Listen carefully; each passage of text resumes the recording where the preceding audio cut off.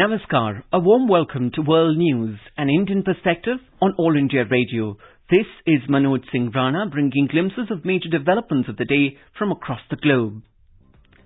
The headlines: India re-elected its President of International Solar Alliance for a term of 2 years.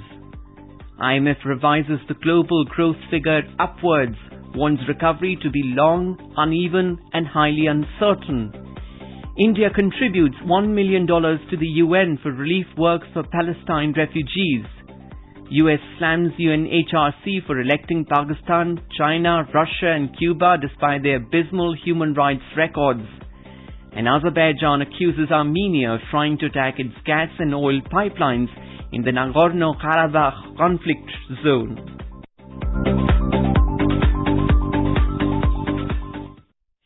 India has been re-elected as the President of the International Solar Alliance, or ISA, while France will be the co-president for a term of 2 years. This was decided at the virtual meeting of the Third Assembly of the Alliance. 53 member countries and 5 signatory and prospective member countries participated in the Assembly. President of the ISA Assembly and India's Power and New and Renewable Energy Minister R.K. Singh said by 2030 solar energy will become the most important source of energy for electricity production. The International Monetary Fund, or IMF, has predicted a somewhat less severe recession than it predicted in June. According to the latest IMF report on global economic outlook, the global growth is expected to contract to 4.4% this year from the earlier estimate of 5.2%. IMF chief economist Geeta Gopinath warned that the ascent out of the COVID-19 pandemic is likely to be long, uneven and highly uncertain. The main message was that the world economy remains in a deep recession, even though we have a small upgrade. Now, countries have benefited from the reopening and had a partial rebound, but still, to return back to pre-pandemic levels of activity in most countries is going to be a period that's long, it's going to be highly uneven, and also it remains highly uncertain. The IMF said India's public debt ratio is projected to jump by 17 percentage points to nearly 90% because of increase in public spending due to COVID-19. India has contributed $1 million to the United Nations Refugee and Works Agency UNRWA for Palestine refugees in the Near East. This aid will support the agency's programs and services including education, healthcare, relief and social services. The representative office of India in Ramallah said India's support for the Palestinian cause is an integral part of the nation's foreign policy. It shall continue supporting the UNRWA's activities in providing vital services and necessary humanitarian aid to Palestinian refugees. Pakistan, along with China, Russia and Cuba, have been elected on the UN Human Rights Council despite their abysmal human rights records. U.S. Secretary of State Mike Pompeo slammed the UN body tasked with defending human rights for this election. Last week, a coalition of human rights groups from Europe, the U.S. and Canada called on UN member states to oppose the election of China, Pakistan, Russia, Saudi Arabia, Cuba and Uzbekistan. It said their human rights records disqualified them for this position. U.S. presidential election campaign has entered in its last phase with an intense campaign in critical battleground states by both candidates. The race for the top job is close one amid record number of early votes cast. Almost 12 million ballots have been cast so far. These include more than 1.6 million in Florida, according to the U.S. Elections Project at the University of Florida, shattering previous records.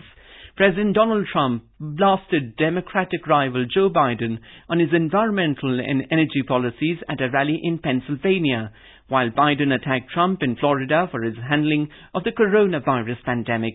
Trump plans to hold rallies the rest of the week as he seeks to close what polls say is a significant gap with Biden nationwide. However, it is a tighter one in some battleground states.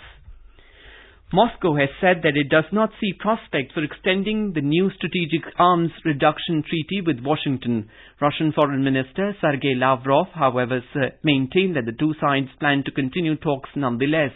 The New START Accord was signed in 2010. It limits the number of strategic nuclear warheads that Russia and the United States can deploy. It is due to expire in February next year. Failure to extend the pact would remove the main pillar maintaining the balance of nuclear arms between Moscow and Washington. Lebanon and Israel began unprecedented talks over their disputed maritime border on Wednesday. The countries have no diplomatic relations. Each side claims about 330 square miles of the Mediterranean Sea within their own exclusive economic zones. The US-mediated talks began at a UN post along the border known as Ras Nakhora. The head of the Lebanese delegation said that the Wednesday's meeting is the first step of a 1,000-mile journey. This is All India Radio giving you the world news.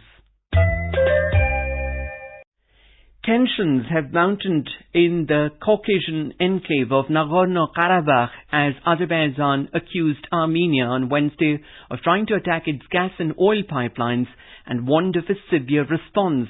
On the other hand, Armenia has denied targeting Azeri pipelines, which supply world markets with oil and gas.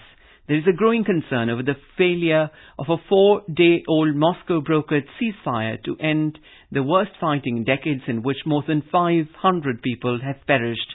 Russian Defense Minister Sergei Shoigu has called on his Armenian and Azerbaijani counterparts to fully implement the recently reached agreements on Nagorno-Karabakh. Despite an EU summit deal aimed at persuading Ankara to stop exploring for natural gas in East Mediterranean waters disputed by Greece and Cyprus, Turkey said it was restarting operations of a survey ship. Turkey had withdrawn the vessel Oruk Reis last month, just before the EU summit, at which economic sanctions were discussed, only to redeploy it on Monday. Ankara's decision has raised the risk of conflict in the eastern Mediterranean region.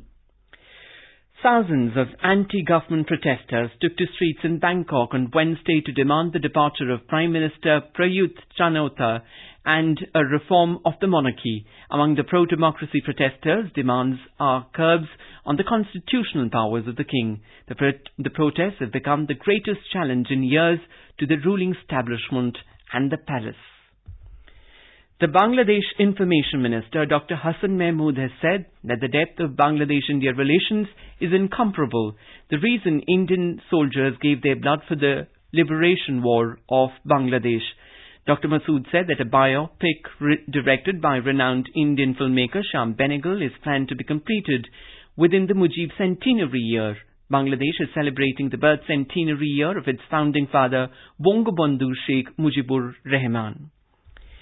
NASA's Kate Rubins, along with Sergei Ryzhenkov and Sergei Kudryashkov of the Russian space agency Roscosmos, lifted off on Wednesday morning from the Baikonur space launch facility in Kazakhstan for a 6-month stint at the International Space Station.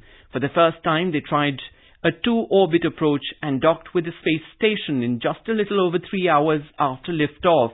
Previously, it took twice as long for crews to reach the station. Now let's take a look at the coronavirus updates. According to WHO data, the number of infected cases has crossed 38.02 million worldwide. The World Bank has approved $12 million in financing to help developing countries buy and distribute coronavirus vaccines, tests and treatments. It aims to support vaccination of up to 1 billion people.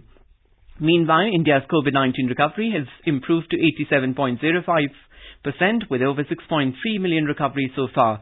A new milestone has been reached with 90 million tests so far in the country. Moving on to sports and football, Neymar's hat-trick powers Brazil to a 4-2 win over Peru. Lionel Messi leads Argentina to beat Bolivia 2-1 in the South American World Cup qualifiers. India is celebrating the 151st birth anniversary of Mahatma Gandhi. Before we end, let us listen to Vaishnav Jan by artists from Seychelles.